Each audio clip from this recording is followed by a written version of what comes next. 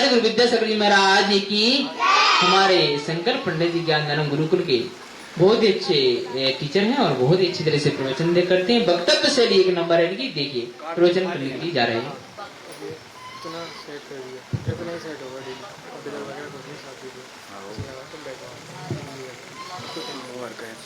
ओम नमः सिद्धेभ्यो। बेटा इससे आगे हो जाते स्टैंड से दूर और जय बोली श्री शांतिनाथ भगवान की, द्वासांग जनवाणी माता की, चारे चक्रवर्ती आचार्य गुरुवर श्री 108 शांति सागर जी महाराज की। चलिए हाथ जोड़ेंगे महाराज की। जिने देवे आप के पावनी मुख से निसृत जो शीतल वाणी, जग जन मन के मन को धोती तह कहती जिन वाणी। जिन वाणी माँ तेरी कृपा से मिले हमें भी मोक्ष सदन, इसीलिए हमें मन वचन से करते मानती तुम्हें नमन। इसीलिए हमें मन वचन से करते मानते तुम्हें नमन। आज जो है दशलक्षण महापर्व का द्वितीय दिन उत्तम मार्दव धर्म का हमारे बीच आया है। और यह मार्दव धर्म हमें सिखाता है कि मान अर्थात घमंड, अहंकार, अभिमान को छोड़कर मृदु भाव को अंगीकरण करें, अर्थात अपने अंदर इसको ग्रहण करें। मृदु अर्थात विनम्रता का भाव।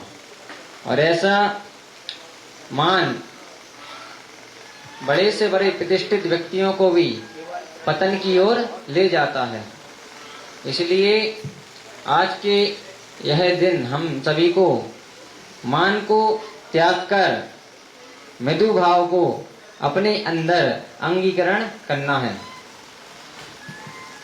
बोलते हैं कि मान करते मर गए रहे न जिनके वंश, और तीनों को तुम देख लो रावण कौरव कंस। तो इसलिए आपके पास कितना ही धन हो, कितना ही ज्ञान हो, कितना ही सुंदर रूप हो, कितना ही अपने अंदर बल हो, आपके पद कितना बड़ा है, आपका कुल कितना है बड़ा है, आपके राजा हैं, आपके मामा जी, पिताजी, तब भी उन चीजों का घमंड नहीं करना। तो आज यह मार्दव धर्म हम सभी को सिखलाता है कि उत्तम मार्दव धर्म मान को त्याग कर मृदु भाव को अपने अंदर ग्रहण करना है, अंगीकरण करना है। तो एक छोटी सी घटना जो कि अभी कुछ समय पहले की ही है, ज्यादा पुरानी भी नहीं है। एक समय की बात है कि विश्व प्रसिद्ध जो शतरंज के खिलाड़ी हैं विश्वनाथ आनंद, एक बार यही जो है ट्रेन में यात्रा कर रहे थे, और उसी यात्रा कर रहे थे, उसी जो उनका सीट था, उसी सीट के सामने एक व्यक्ति भी बुजुर्ग बैठे हुए थे। तो उनने आनंद जी से पूछा कि आप क्या करते हैं? तो उनने कहा है कि मैं जो है शतरंज खेलता हूँ। तो उनने कहा कि अभी ये आपकी जो है खेलने की उम्र नहीं रही, अब आपको जो है व्यापार करना चाहिए और पैसा कमाना चाहिए। तो आनंद जी ने कहा कि आपने बहुत अच्छा कहा, हम इसे ध्यान रखेंगे और आगे आपके बताए हुए रास्ते पर व्यापार करेंगे और पैसा कमाएंगे। और थोड़ी देर बाद जब वो अपने स्थान पर पहुंचे, ट्रेन से उतरे, तब जो है उनने उस बुजुर्ग व्यक्ति का सामान उठाया और उसको जो है गाड़ी तक छोड़ करके आए। जब वह वापस आ रहे थे तो उनके पास एक साथी था। साथी ने कहा कि आप इतने बड़े विश्व प्रसिद्ध शतरंज के खिलाड़ी हैं, तो आपने उनको क्यों नहीं बताया कि आप जो है खिलाड़ी हैं? तो उन्होंने कहा कि हमारे यह जो है परिवार के संस्कारों में नहीं कहा गया, अगर मैं बता देता तो उनके लिए जो है आत्मग्लानि होती कि हम जो है प्रतिष्ठित व्यक्ति से इस तरह का कह रहे हैं, तो उनको जो है अंदर से अच्छा नहीं लगता। इसलिए जो है उन्होंने क्या किया, अपने संस्कार को दिखा करके कि हमारे जो है घर के संस्कार क्या हैं, तो उन्होंने जो है उस चीज को नहीं बताया। तो यह जो है कुछ घर के संस्कार होते हैं, जैसे हमें बचपन से मिल जाया करते हैं, वह जो है आगे आगे तक कार्य में करते हैं और हमें जो है एक प्रतिष्ठित व्यक्ति बनाने में सहायक होते हैं। तो इसलिए इस तरह की बहुत सारी घटनाएं अधिकतर होती रहती हैं। बड़े से बड़े व्यक्तियों के अंदर यदि यह घमंड अहंकार आ जाता है तो भाई जो उसको पतन की ओर ले जाया करता है। तो कहा है कि आपको अभी आप पढ़ रहे हैं और स्कूल जाते हैं तो छोटी छोटी अगर आपको ज्ञान आ जाता है थोड़ा सा तो, लेकिन वो बताते नहीं है ना। वह हमारे साथ भी होता है, आपके साथ भी होता है। ये जो है संसारिक जो भी व्यक्ति रहते हैं संसार में, उन सभी के साथ ये प्राय घटनाएं होती रहती हैं। किसी को बल का घमंड हो जाता है कि हमारे शरीर कितना ताकतवर है, लेकिन अंदर से क्या बीमारी पल रही है वह जो है नहीं देख पाता है। रूप कितना सुंदर है, कितने समय का ये रूप है, कुछ समय का रूप है, फिर तो यह भी जो है धराशाही हो जाएगा, ये भी जो है एक दिन बूढ़ा हो जाएगा। इसलिए जो है इस तरह के अहंकार जो बताए गए हैं, इनको जो है त्याग कर मृदु भाव विनम्रता को अंगीकरण करना चाहिए। और साथ में पद का भी अहंकार हो जाता है कि हम किस पद पर हैं। हमारे मामा जी जो है यहाँ के विधायक जी हैं, इस तरह के जो भी हैं, घमंड आया जाया करता है अधिकतर। कभी सड़क पे जाते हैं तो बोलते हैं कि हमारे मामा जी ये हैं, ये करा देंगे, वो से करा देंगे, आप क्या हैं। तो इसलिए जो है इस तरह के घमंड नहीं करना चाहिए। जो आपको शुरू में तो अच्छा लगता है, लेकिन बाद में आपको बहुत पछताना पड़ता है इस चीज के लिए। तो कुछ लाइनों के माध्यम से अपनी बात रखते हैं कि जन्म से लेके मरण तक दौड़ता है आदमी, दौड़ते ही दौड़ते दम तोड़ता है आदमी। जन्म से लेके मरण तक दौड़ता है आदमी, दौड़ते ही दौड़ते दम तोड़ता है आदमी। एक रोटी दो लंगोटी तीन गज कच्ची जमीन। क्या कहा कि एक रोटी दो लंगोटी तीन गज कच्ची जमीन, और तीन चीजें जिंदगी में जोड़ता है आदमी, दौड़ते ही दौड़ते दम तोड़ता है आदमी। आंख गीली ओंठ ठंडी और दिल में आंधियां, तीन मौसम एक संग ओढ़ता है आदमी, दौड़ते ही दौड़ते दम तोड़ता है आदमी। यह जो है बचपन से जब जन्म होता है व्यक्ति का, तभी से जो है चलने लग जाता है और तभी से इसको अहंकार हो जाया करता है। क्यों? क्योंकि जब छोटा बच्चा होता है तो भाई जो है पहले रहता है, फिर घुनने के बल चलता है, और आदि कोई बड़ा व्यक्ति है तो वो भी जो है कंधे पर आ जाया करता है बड़े के, तो उसको भी जो है अहंकार की भावनाएं हो जाती हैं। तो इसलिए एक बेटे ने अपने पिता से कहा कि पिताजी, वो छोटा लड़का था 5-7 साल का, कि अब मैं आपसे भी बड़ा हो गया हूँ, है ना। तो बेटा अभी तुम बड़े नहीं हुए हो। क्यों? क्योंकि अभी आप पिताजी के सहारे हैं। जब आप अपने दम पर आगे बढ़ते हैं तब, और आप जब हमसे बड़े हो जाएंगे तब कहेंगे कि आप क्या हैं, है ना। तो इसलिए जितना हो सकता है अपने दम पर दूसरों के ऊपर आश्रित ना हो करके जीवन में आगे बढ़े। इन्हीं में मंगलमयी भावनाओं के साथ 2 लाइनें बोलते हैं, और उन्हीं लाइनों के माध्यम से कि कहा है कि घमंड अहंकार अभिमान जितने भी महापुरुष हुए हैं उन सभी ने यदि अच्छे भावों को अच्छे तरह से, जिन्होंने अहंकार नहीं किया किसी भी चीज का, क्योंकि ये जो शरीर है एक ना एक दिन तो नश्वर है, नाश होना ही है इसका। तो इसलिए इन सभी चीजों को देखते हुए आगे बढ़ते हैं, वह जो है लोग प्रेरणा का कारण बन जाते हैं, और जिनके अंदर इस तरह के भाव उत्पन्न हो जाते हैं वो जो है नरक रूपी गड्ढे में जाकर के दुखों को भोगते हैं। इसलिए हमारे महापुरुषों को देख करके उन्हीं के रास्ते पर चलना है। वर्तमान में अभी आप देखें तो पृथ्वीराज चौहान है, चंद्रगुप्त मौर्य जी हैं, है ना, महाराणा प्रताप हैं। तो इनके बताए हुए रास्ते पर डॉक्टर लाल बहादुर शास्त्री, एपीजे अब्दुल कलाम आजाद, तो इनके बताए हुए रास्ते पर इनने किस तरह से मेहनत की, किस तरह से आगे बढ़े, है ना। तो अपने पास तो अभी बहुत कुछ साधन है पढ़ने के लिए, इनके पास तो वो भी नहीं थे। समझ रहे हो बात को? ये जो है रास्ते पर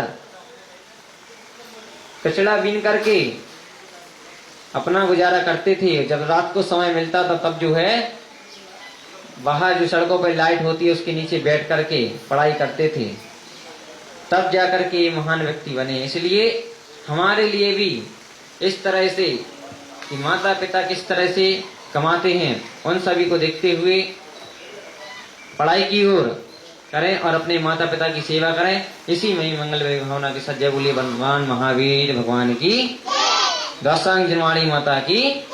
अब हमारे बीच अभिषेक शास्त्री जी हैं, इनसे अनुरोध करते हैं कि यह भी जो है अपनी मधुरमयी वाणी से आप सभी को लाभान्वित।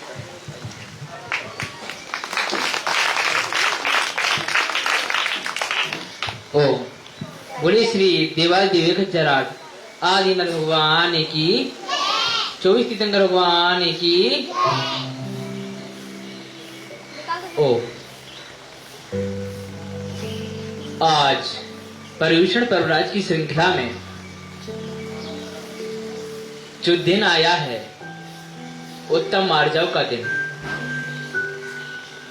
उत्तम मार्जव का दिन ये क्या बताने के लिए आया है, हमें विचार करना चाहिए। वास्तव में ये क्या बताना चाह रहा है? ये हमें बताना चाह रहा है कि हमें कभी घमंड नहीं करना चाहिए, कभी अहंकार नहीं करना चाहिए। अहंकार करने से हमारा पतन होता है, ना कि वृद्धि होती है। अहंकार क्या होता है? अहंकार, अहंकार की परिभाषा क्या है? जरा विचार करना। अपने आप को ही सर्वश्रेष्ठ समझना, अपने आप को ही भगवान के रूप में समझ लेना, छोटों के प्रति प्रेम नहीं रखना, ये अहंकार है। अहंकार, मान, मैं ही सब कुछ हूं, मेरे पास धन है, धान है, पैसा है और मेरा स्टेटस ऊपर है, और सब जो छोटे मतलब कर्मचारी कह लो या फिर यूं कह ले कि छोटे जो गरीब लोग हैं या फिर छोटे व्यापारी हैं, वो सब हमारे नीचे हैं। ये समझ लेना अपने आप में क्या हो जाएगा? अहंकार हो जाएगा। अहंकार, अहंकार करने वाला व्यक्ति कभी सम्मान को प्राप्त नहीं होता है। सामने वाला व्यक्ति कभी सम्मान नहीं करता है, लेकिन वह सोचता है कि मैं सम्मान को प्राप्त हूं। क्यों? क्योंकि उसमें अहंकार विद्यमान है। लेकिन दूसरा व्यक्ति, जो सामने वाला व्यक्ति है, जो वार लोग बाग हैं, वो उसे अच्छा नहीं कहते हैं। ये चीज उसे खुद को पता नहीं है। दो चीजें होती हैं, एक सम्मान दबाव देकर के पाना और एक सम्मान वास्तविकता में पाना। दो चीजें होती हैं। जिसे अहंकार रहता है वो दबाव देकर भी सम्मान पा सकता है, लेकिन जिसे अहंकार नहीं रहता, निर्मलता भाव रहते हैं, त्याग तपस्या रहती है, हर किसी का भला चाहने वाला व्यक्ति होता है, हर किसी की मदद करने वाला व्यक्ति होता है, वो हमेशा हर किसी का भला चाहेगा। पशु पंछियों का भला चाहेगा, मनुष्यों का भला चाहेगा, खुद का भी भला चाहेगा, सामने वाले का भी भला चाहेगा, धर्म की प्रभावना करना चाहेगा। उसे अहंकार नहीं रहेगा। कितनी भी धन दौलत रहे उसके पास अहंकार नहीं रहेगा। अहंकार, सभी का अहंकार एक ना एक दिन चूर हो जाता है। विचार करना मेरी एक बात पे, मैं आप लोगों को सुनाने जा रहा हूँ। एक बार क्या होता है, जंगल का राजा कौन होता है? शेर। आप लोग अभी ऐसे वातावरण में बैठे हुए हो जहां बिल्कुल शुद्ध वातावरण है, वह स्वच्छ हवा आपके पास तक आ रही है। पर्युषण पर्व त्योहार भी जगह मनाए जा रहे हैं। लगभग विश्व में पर्युषण पर्व दिवस मनाए जा रहे हैं। शायद ही ऐसा वातावरण, स्वच्छ खुला हुआ वातावरण है हर जगह पर हो। ज्ञानदान गुरुकुल परिवार, जहां पर ज्ञान की प्रभावना बह रही है, वहां पर आप लोग बैठे हुए हो। जरा विचार करिए कि आपको वह मार्ग बताया जा रहा है जो आपके जीवन के लिए हमेशा लाभकारी साबित होगा, कभी नीचे नहीं गिर सकते। एक बार क्या होता है, शेर जो किसका राजा होता है, जंगल का राजा होता है, उसे अहंकार आ जाता है। क्या आ जाता है? अहंकार आ जाता है। उसे अपनी ताकत पे अहंकार आ जाता है। किस पे? ताकत पे अहंकार आ जाता है। तो होता क्या है, एक बार शेर सो रहा था। कौन सो रहा था? शेर सो रहा था। एक चूहा आकर के उसकी पीठ पर गिरा। जैसे ही पीठ पर गिरा, शेर तिल मिला गया। शेर जाग गया। उसने देखा कौन है मेरे आगे पीछे। उसने चूहा को पकड़ लिया। जैसे ही चूहे को पकड़ लिया, चूहे के प्राण निकलने शुरू हो गए। उसने बड़ी मुश्किल से बोला, शेर साहब मुझे छोड़ दो। क्या कहा? शेर मुझे छोड़ दो, मैं किसी न किसी दिन आपके काम जरूर आऊंगा। शेर ने हंसते हुए जवाब दिया, तू मेरे क्या काम आएगा? तू इतना छोटा सा जीव है, तू मेरे क्या काम आएगा? चूहे ने फिर से बोला, शेर आजा, मुझे छोड़ दो, मैं सच कह रहा हूं, किसी न किसी दिन आपके काम जरूर आऊंगा। लेकिन क्या होता है, देखिए विधि का विधान कुछ ऐसा होता है। शेर ने मजाक मजाक में उसको छोड़ दिया। चूहा छोटा सा जीव है, शेर चाहता तो उसे तुरंत खा सकता था, लेकिन उस समय उसे मजाक टाइप में था और उसने छोड़ दिया। इतना छोड़ दिया। एक दिन शेर जंगल में शिकार की तलाश में भटक रहा था। शेर जंगल में शिकार की तलाश में भटक रहा था। तब शिकारी पहले ही जाल बिछा करके जाया हुआ होता है। शेर रास्ते से जा रहा है, शिकारी के जाल में फंस जाता है। शेर तिलमिला उठता है। शेर कहता है, बचाओ बचाओ बचाओ।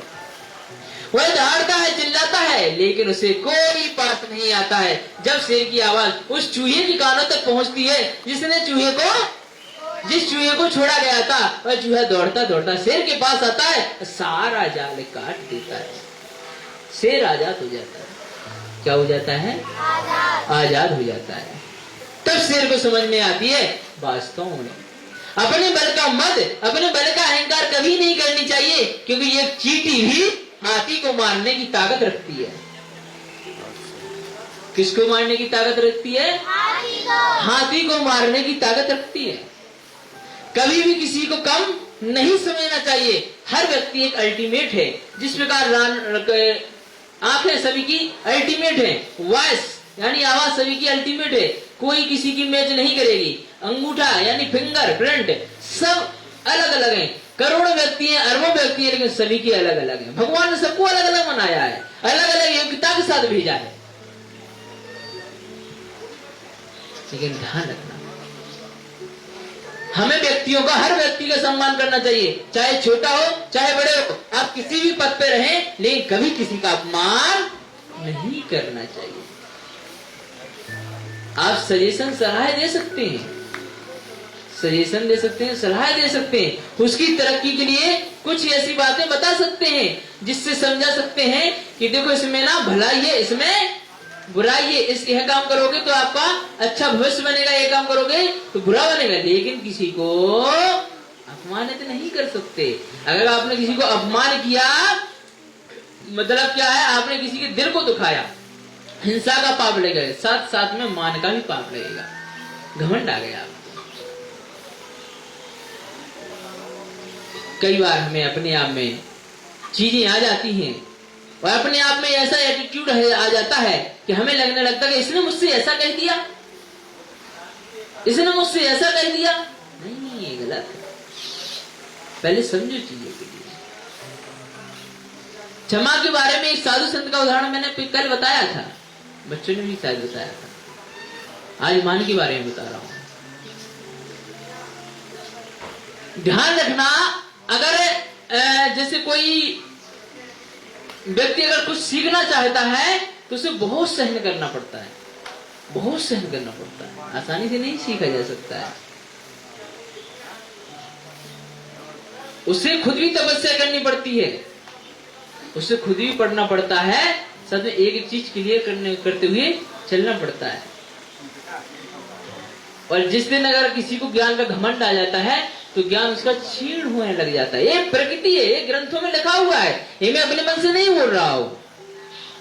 तो मत कई प्रकार के होते हैं। सुंदरता का महत्व, फूल को अपनी सुंदरता का बहुत क्या था, घमंड था। क्या होता है? फूल को सुंदरता का बहुत घमंड था। देखिए क्या होता है, ध्यान सुनिएगा। एक रास्ते में से में एक पत्थर लगा हुआ था और फूल वहीं पास में ही लगा हुआ था। उसको अपनी सुंदरता में बहुत घमंड होता है। वह क्या कहता है कि देख पत्थर, तुझे रास्ते में जितने भी जाते हैं सब लात मारते हुए जाते हैं, पैर मारते हुए जाते हैं, तू कितना अपमानित हो रहा है, नीचे पड़ा हुआ मुझे देख, चूम करके जाते हैं। क्योंकि गुलाब का फूल था, वो लोग उसे चूम करके जाया करते थे। ध्यान देना, समय समय का फेर होता है, किसी का समय खराब होता है, किसी का समय अच्छा होता है, लेकिन अच्छा समय भी हमेशा अच्छा नहीं होता, खराब समय भी हमेशा खराब नहीं होता। एक सिक्के के दो पहलू हैं, हमेशा चेंज होते रहते हैं। अगर कोई व्यक्ति बीमार है तो आगे जाकर के ठीक होगा, अगर कोई व्यक्ति ठीक है तो आगे जाकर अवश्य बीमार होगा, थोड़ा सा भी हो लेकिन हो सकता है। एक सिक्के के दो पहलू हैं। इससे आप अगर जन्म लिया है तो मृत्यु भी होगी, अगर मृत्यु हुआ तो अगले कहीं ना कहीं आपका जन्म भी। दिन है तो रात होगी, रात है तो जरूर दिन होगा, सवेरा होगा। अगर आपको ये भी कहा गया है कि अगर हम कामयाबी हासिल कर लेते हैं तो हमारी कमियां ऑटोमेटिक दिखाई नहीं देती। हर व्यक्ति के अंदर कमियां होती हैं, लेकिन अगर हमने कामयाबी हासिल कर ली तो वह कमियां हमारी छुप जाया करती हैं। मान फूल को क्या घमंड था कि मैं इतना सुंदर हूं, लोग मुझे चूमते हुए जाते हैं, लेकिन आगे देखना क्या होता है। रास्ते में पड़ा हुआ पत्थर जो हर किसी की ठोकर खा रहा था, एक दिन एक मूर्तिकार आया, उस पत्थर को उठाया और ले गया, उसे तरासा। उसने बहुत दुख सहन किया। क्या किया उसने? बहुत दुख सहन किया। छेनी हथौड़ी की मार सहन करता रहा। एक दिन वह मूर्ति निकल करके सामने आ गई। तो जैसे ही सामने आ गई, एक व्यक्ति गया और ले जाकर के उसने पूजन अर्चन करना शुरू कर दिया, मंदिर में स्थापित कर दिया। बड़ी भक्तिभाव से उस मूर्ति की पूजा करने लगा। फिर वह फूल तोड़ने के लिए चला गया, तो फूल तोड़ करके लाया, अब भगवान के चरणों में समर्पित कर दिए फूल। जैसे ही समर्पित किए, फिर उस पत्थर ने जवाब दिया, कल तू मुझसे कितना है लड़ा, आज तू मेरे चरणों में है पड़ा। कल तूने कितना घमंड किया, आज तेरे कर्मों का फल यहाँ है मिला। उसको हमेशा प्रताड़ित किया, पत्थर को हमेशा प्रताड़ित किया, आज वो उसके चरणों में पड़ा है। कभी भी ध्यान रखना, हमें अपनी चीजों में अपनी योग्यता का कभी घमंड नहीं करना चाहिए।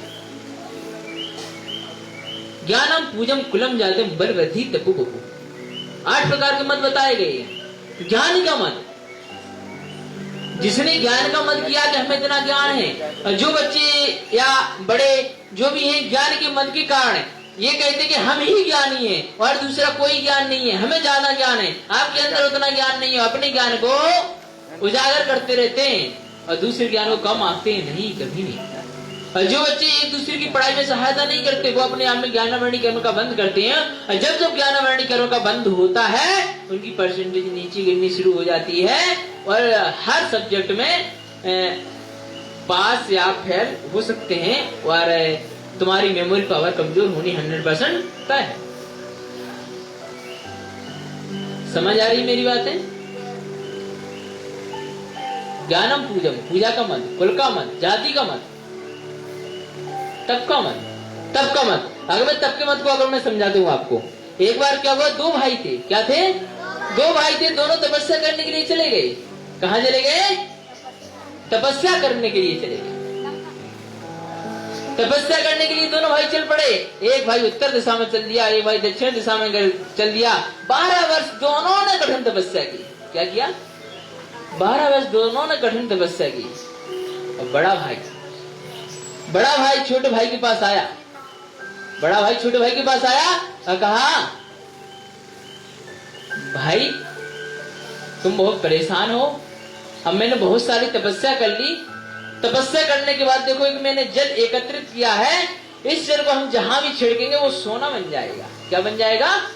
सोना बन जाएगा, चलो अब घर चलते हैं, सोना बन जाएगा। सोना बनने के बाद हम लोग बहुत ऐश करेंगे। अब तपस्या का फल हमें मिल चुका है। क्या हो चुका है?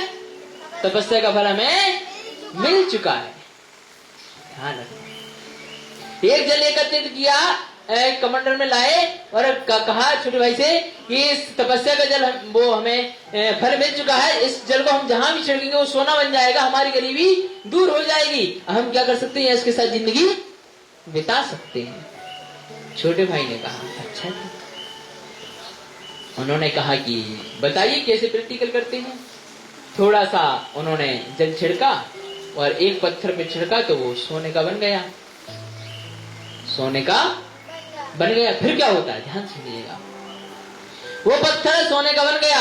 तब छोटे भाई बड़े भाई को समझाते हुए कह रहा है कि आपको एक तपस्या का क्या मतलब हुआ?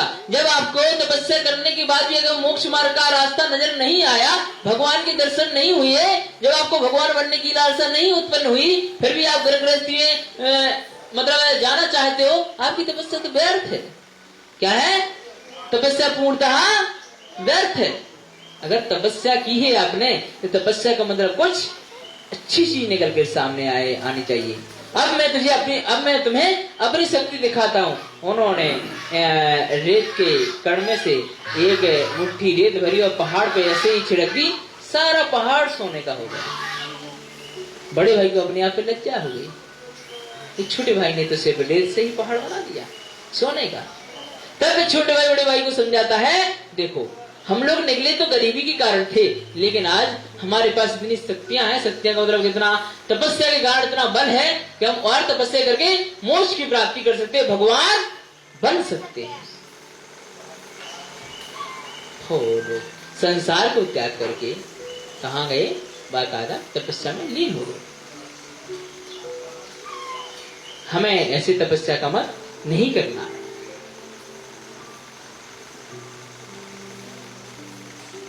हमें उस रास्ते पर चलना है जिस रास्ते से हमारी तरक्की हो, हमारे जीवन का उद्धार हो। दो चीजें होती हैं, सुखी रहना, एक दुखी रहना। वही व्यक्ति प्रसन्न चित्त होकर के रह सकता है जिसके अंदर अहंकार नहीं हो, क्योंकि अहंकारी व्यक्ति ही दूसरों की दुखों को देख करके दुखी होता है, दूसरों के सुखों को देख करके दुखी होता है। जिसके अंदर अहंकार नहीं है वो कभी दुखी नहीं होगा, उसे पता है ये जीवन नश्वर है। क्या है? ये जीवन ईश्वर है, कभी भी समाप्त हो सकता है। ना तो कुछ हम लेकर के आए थे, ना कुछ हमें लेकर के जाना है। सारा का सारा सिस्टम, सारा का सारा संपत्ति, सारे के सारे ये चीजें हमें यहीं पर छोड़ करके जानी है। उसे पता होता है, उसे मृत्यु का भी भय नहीं रहता है। जिसे अहंकार नहीं होता है वो मृत्यु से भी नहीं डरता है, वो किसी चीज से नहीं डरता है। सिर्फ डरता है तो धर्म के मार्ग से। धर्म के मार्ग का मतलब है कि वो सोचता है कि कहीं ऐसा काम मैं ना करूं जिससे हमें पाप का आश्रय हो, जिससे किसी का दिल दुखे। मैं ऐसा काम नहीं करूं, इस चीज से डरता है। जो मोक्षगामी जीव होता है वह सभी को साथ लेकर के चलता है और कोशिश करता है कि हम भी सही रास्ते पर चलें, साथ में दूसरे को भी सही रास्ते पे चलाएं। तो आज हमें किसका त्याग करना है? मार्दव धर्म का त्याग। मार्दव को विनम्रता को धारण करना है, विनम्रता को धारण करना है। उत्तम मार्दव धर्म हमें बताने के लिए आया है कि विनम्रता को धारण करके अहंकार मान को त्याग करना है। क्या करना है? त्याग करना। हम सर्वश्रेष्ठ नहीं है, हम तो सिर्फ सेवक हैं। क्या है? सेवक है, भगवान के सेवक है। किसके सेवक हैं? भगवान के सेवक हैं। सबको सच्चे रास्ते पर चलाना है, हमें भी सच्चे रास्ते पर चलना है। गुरुओं का भी यही उद्देश्य होता है, उनके स्टूडेंट सही रास्ते पर चले, सही रास्ते पर बढ़े, आगे बढ़े। उनका कोई किसी से वो नहीं होता है। अगर कोई बच्चा ये सोचे कि गुरुजी को कहीं अहंकार तो नहीं आ गया, घमंड तो नहीं आ गया है, तो ये कभी नहीं सोचना। क्योंकि सच्चा गुरु वही होता है जो खुद भी सही रास्ते पे चले, साथ में अपने बच्चों को भी, स्टूडेंट्स को भी, साथ में जितने भी लोग कनेक्ट हैं उन सभी को सही रास्ते पर ले जाएं। गलत का साथ नहीं दे करके सच्चाई का साथ दे। हमारे ज्ञानदानम गुरुकुल के बच्चे सभी लोग सच्चाई के रास्ते पे चल रहे हैं। ये बहुत खुशी की बात है। हमें इसी तरह आगे बढ़ना है और आगे बढ़ते हुए सभी की सेवा करते हुए, माता पिता की सेवा करते हुए, बड़ों का सम्मान करते हुए, किसी से गलत शब्दों का प्रयोग नहीं करते हुए, किसी का दिल नहीं दुखाते हुए आगे बढ़ना है। इतना कहकर मैं अपनी वाणी को विराम देता हूँ। अंत में 4 लाने बोलना चाहूंगा। क्या होगा अगर किसी को मार दोगे जान से? क्या होगा अगर किसी को मार दोगे जान से? मारना ही है तो मारो उसे एहसान से। क्या होगा अगर किसी को मार दोगे जान से? मार ज्ञान ते सोजे लोकालोक सोवाणी मस्तके नमो सदा देते हो धो। हे जिन वाणी भारती माँ तो है जपो जिन रैन, जो तेरे सैणा गए सो पावे की।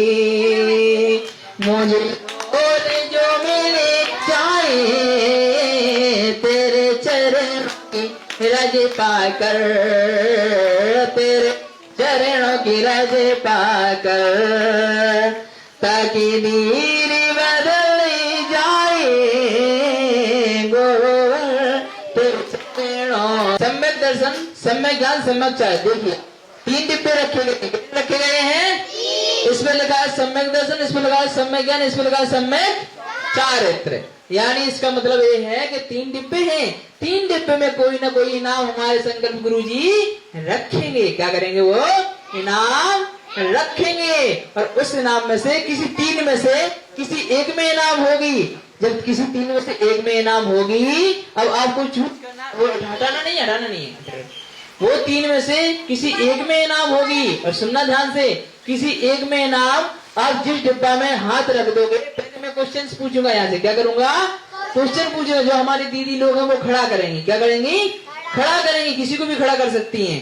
पहले मैं क्वेश्चन पूछूंगा, सब लोग हाथ खड़े करेंगे। जिसको आता होगा, छोटे बच्चों के लिए अलग पूछूंगा, उनसे बड़े बच्चों के लिए अलग पूछूंगा, लड़कों के लिए अलग, लड़कियों के लिए अलग पूछूंगा। ध्यान रखना इस चीज का। फिर जो हाथ खड़ा कर देगा वो दीदी लोग खड़ा करेंगी, फिर वो आएगा डिब्बे में हाथ लगाएगा। अगर उस डिब्बे के नीचे कोई ना कोई पर्ची निकलती है, इसका मतलब है कि उसमें इनाम है। इनाम बाद में दी जाएंगी, है ना। रत्नात्रय की प्राप्ति। क्या है? रत्नात्रय की प्राप्ति। फिर अगर सम्यक दर्शन पे हाथ रखा हुआ, सम्यक दर्शन पे हाथ उसमें इनाम निकल आएगी, तो हम लोग कहेंगे सम्यक दर्शन की प्राप्ति आपको हो चुकी है। क्या करेंगे? सम्यक दर्शन की प्राप्ति आपको हो चुकी है। उनका नाम रिंकी मैम यहाँ पे लिख रही है। परमेष्टि कौन कौन से हैं? 5 परमेष्टि कौन कौन से हैं? नाम बताना है, ठीक है ना। हाथ खड़ा करो, कौन बता सकता है? आप इसमें किसी से पूछ सकती हैं, किसी को भी खड़ा कर सकती है। 5 परमेष्टि कौन कौन से हैं? नाम बताने हैं सिर्फ।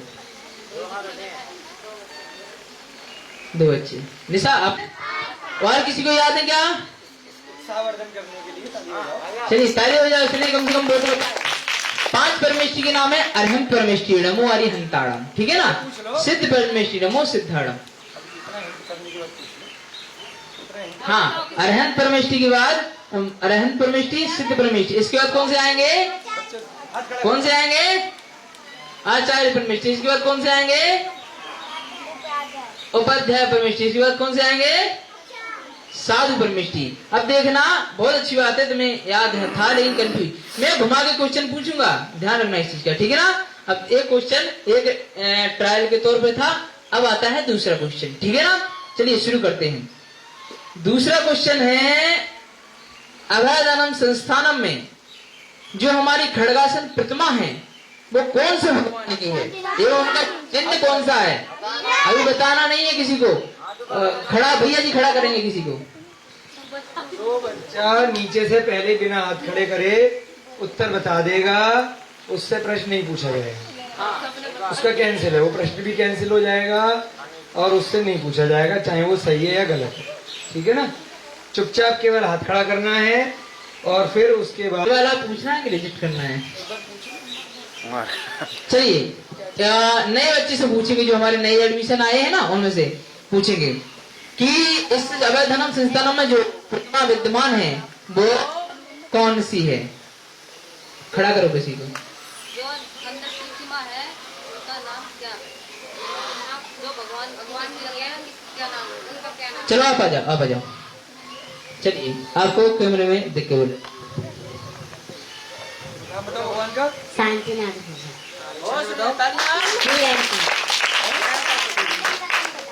हिरण का। बहुत बढ़िया। आइए आपको देखते हैं किस रत्नात्रय की प्राप्ति हो। आप इसमें से हाथ लगाइए। किस में से हाथ लगाएंगे? शंकर गुरु जी बैठे हुए बहुत ही चालाक हैं। हाँ इसमें हाथ लगाए। चलो देखो उसमें कुछ निकला कि नहीं निकला। खोलो उसमें, उठाओ उसको।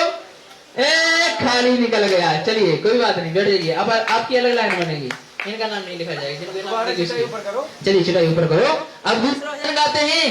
करे कमाई ऐसी जो साथ जा सके, कर ले कमाई ऐसी जो साथ जा सके। चलिए दूसरा क्वेश्चन है, 23वीं तीर्थंकर कौन सा है? कौन से हैं? एवं 23वीं तीर्थंकर चिन्ह भी बताना है। उसके ऊपर से जो हम अधिकतर भजन गाते हैं वो भजन की एक लाइन बतानी है। केवल हाथ खड़ा करना, बोलना नहीं है। भैया खड़ा करो, किसी को खड़ा करो। हाँ 23वीं तीर्थंकर कौन से हैं चिन्ह बताना है, प्लस भजन जो बोलते हैं वो भी बताना है अपन को, है ना। बोलो। मेरे मन में पारसनाथ, तेरे मन में पारसनाथ, मेरे मन में पारसनाथ, तेरे मन में पारसनाथ, रोम रोम में समाया पारसनाथ रे, रोम रोम में समाया। जैन धर्म गुरुकुल में पढ़ता हूँ। नामो आर्यंताड़ा, नामो सीताड़ा, नामो आयरियाड़ा, नामो उजायाड़ा, नामो लोय सब सौड़, ऐसो पंचरा मोखारो, मंगलारभ्य संदेशी, परमा माई मंगलम, चत्तारी मंगलम। अरे चलिए बहुत सुंदर। क्या नाम है? हाँ ड्राइंग बुक। चलिए भाग्य है। क्या है इनका? भाग्य। पुण्य है भैया जी ने कहा और उसको नाम भी मिली है। कोई और भी दे देगा। Puneet drawing book. चलिए यही आंसर अब कोई और भी बच्चा दे। चलिए अब दूसरा बच्चा कौन देगा ये आंसर सही? भैया जी खड़ा करेंगे। अच्छा चलिए खड़े हो जाइए। नाम बताना है, इसके बाद में आपसे विकेट खुलवाई जाएगी। चलिए। मेरा नाम आदि। तुम्हारे खुद का नाम भूल गए? तुम्हारा नाम क्या है? मेरा नाम आदि है। मैं ज्ञानदानम गुरुकुल में पढ़ता हूँ। नामो आर्यंताड़म, नामो सीताड़म, नामो आयडियाड़म, नामो उजायाड़म, नामो लोय सब सावना, ऐसो पंच नमोकारो, सभ्य पापा प्राशनो, मंगलारम से सभ्य सी, परमं भाई मंगलम, चत्तारी मंगलम, हरियंत मंगलम, सीधो मंगलम, साहू मंगलम, केवड़ी पड़े तो धम्मो मंगलम, चत्तारी लोग उत्तमा, हरियंत लोग उत्तमा, सीध लोग उत्तमा, साहू लोग उत्तमा, केवड़ी पड़े तो धम्मो लोग उत्तमा, चत्तारी साड़म पापा जम, हरियंत साड़म पापा जम, सीध साड़म पापा जम, साहू साड़म पापा जम, केवड़ी पड़े तो धम्मो साड़म पापा जम। बहुत सुंदर, ताली बजाइए इसके लिए। और आइए आपको देखिए किस रत्नात्रय की प्राप्ति आपके लिए हुई है। आप तीनों में से किसी एक डिब्बा मुस्कुराहट तो देख रहे होंगे आप, बाकी तो चीजें पता नहीं। चलिए खोलिए, कंफ्यूज हो रहा है। कुछ मिला? बहुत बढ़िया। क्या नाम है? बोलो। मेरा नाम काजल है। मैं ज्ञानदानम गुरुकुल में पढ़ती हूँ। धर्म तो बताना है।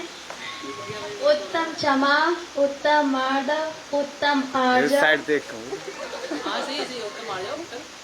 उत्तम सोच, उत्तम तप, उत्तम ज्ञान, उत्तम संयम, उत्तम सत्य, उत्तम अकिंचन, उत्तम मार्दव, उत्तम आर्जव, उत्तम सोच, उत्तम तप, उत्तम सत्य, उत्तम अकिंचन, उत्तम ब्रह्मचार्य, उत्तम संयम।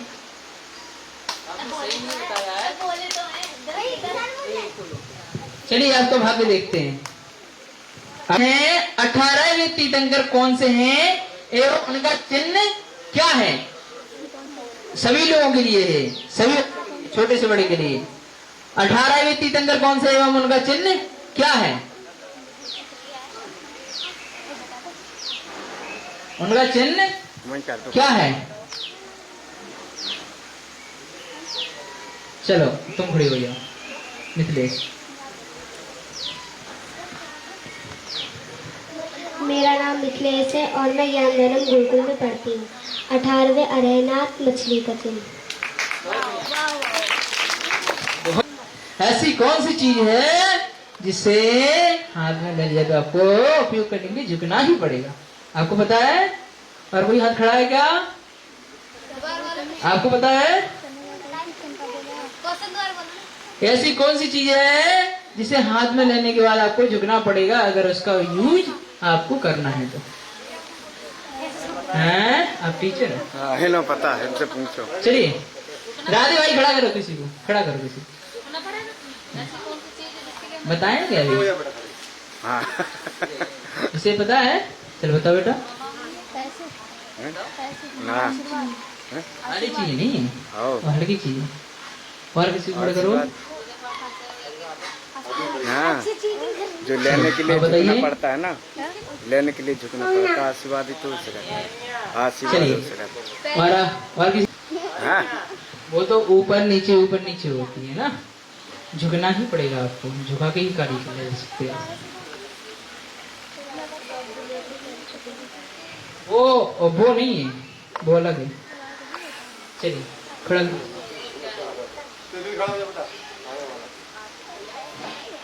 चलो बताओ।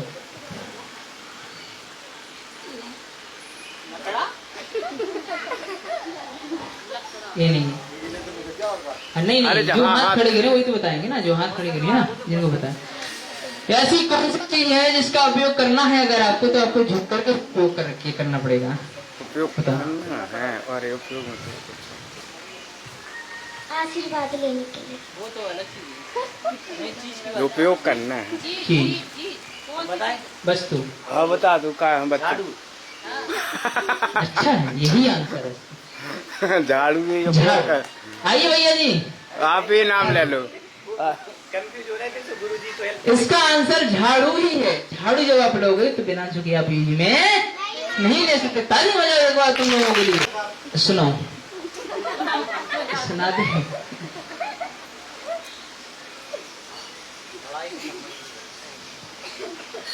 एक क्वेश्चन से, ठीक है ना? ऐसा कौन सा शहर है जिसका नाम खाने की चीज पर रखा हुआ है? ऐसा कौन सा शहर है जिसका नाम खाने की चीज पर रखा हुआ है? तुम्हें पता है? हाँ बताओ। रिंकी जी पता है। कौन सा शहर है?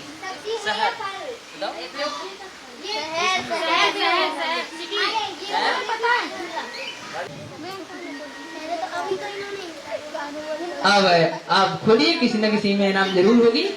आपको दिमाग लड़ाना है कि किस में इनाम हो सकती है, बताइए तो खोलो। वो में नहीं है कुछ। क्या है इसमें?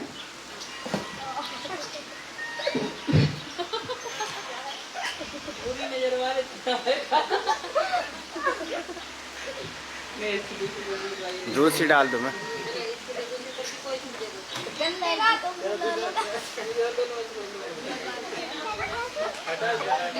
इसका ना निकला हुआ है, पर्ची तो निकली है ना, इनाम मिलेगी है ना, इनाम किट दे दो उसे, है ना? किट इंद्रवेश। चलिए बैठ जाइए। सर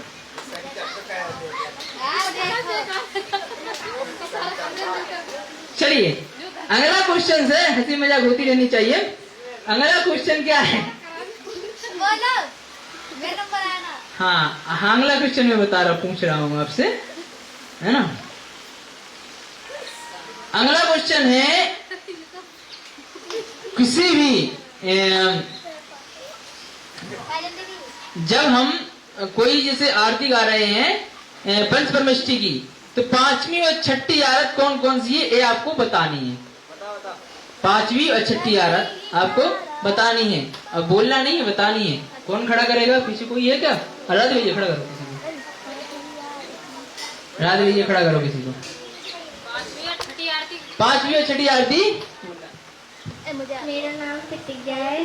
पांचवी आरती इस साइड में करो। कुमति विनाशन शिवी अधिकारी। छठी 11 प्रतिमाधारी शव भगवंतो आनंद करो। बहुत बढ़िया, बहुत बढ़िया। हाँ यही है। चलिए आप तीनों में से किसी एक को खोलिए। क्या है? किट है इसका नाम। चलिए अगला क्वेश्चन। अगला क्वेश्चन है 5 पापों के नाम बता करके, 5 पापों के नाम बता करके उसमें से जो पहला पाप होगा उसकी व्याख्या करनी है। 5 पापों के नाम बता करके पहले वाले पाप की क्या करनी है? व्याख्या करनी है। पहला पाप कौन सा है? राज भैया खड़ा करेंगे, हमारे आकाश भैया खड़ा करेंगे। यार आइए आकाश भैया खड़ा कीजिए किसी को। 5 पापों के नाम बताने के बाद जो पहला पाप है वो क्या होता है समझाना है उसको, है ना। आकाश भैया खड़ा करेंगे। चलिए खड़ा कीजिए किसी न किसी को। हाँ कौन? छोटा वाला इधर आ जा, आगे आ जा। छोटा वाला।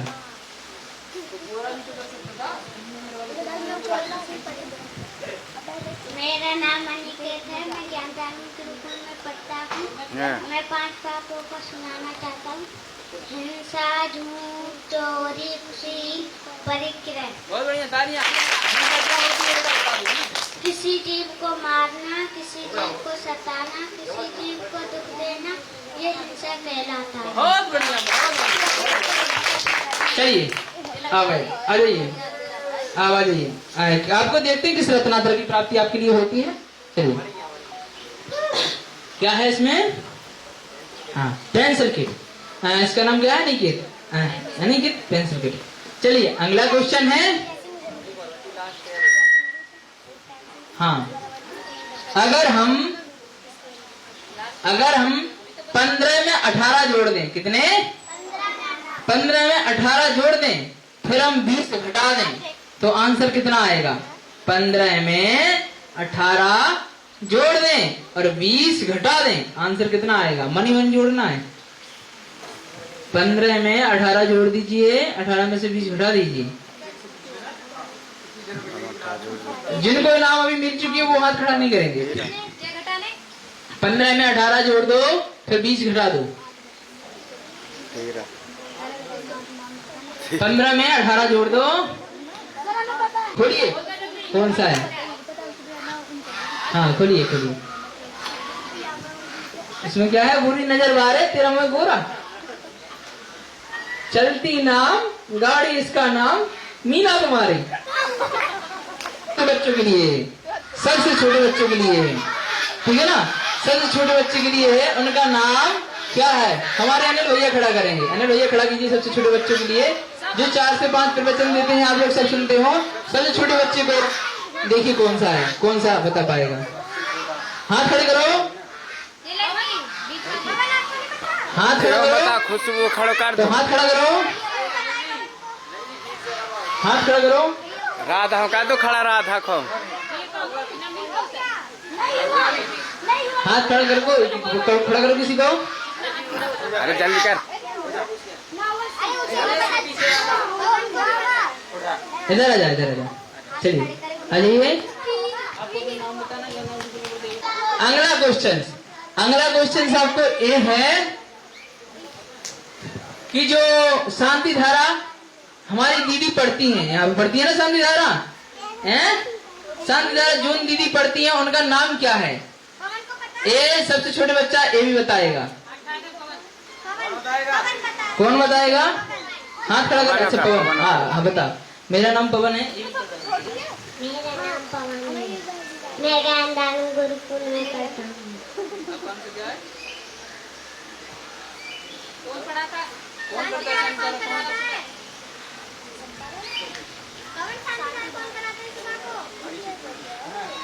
ना ना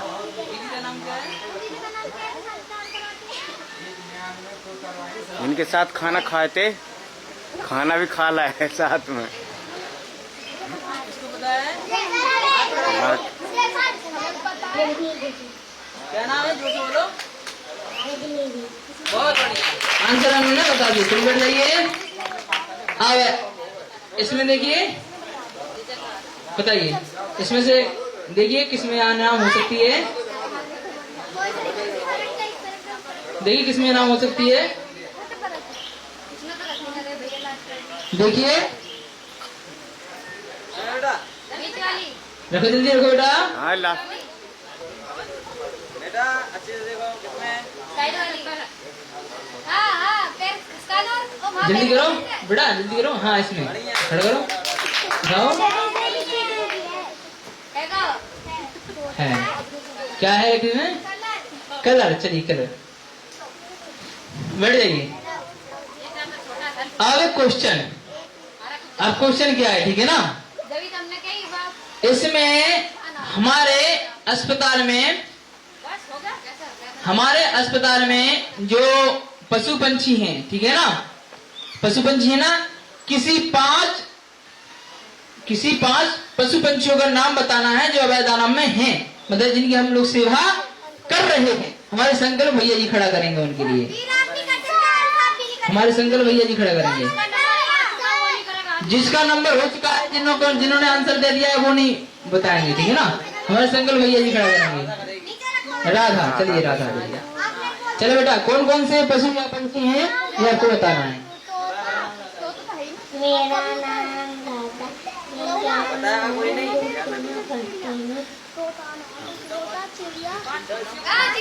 नाम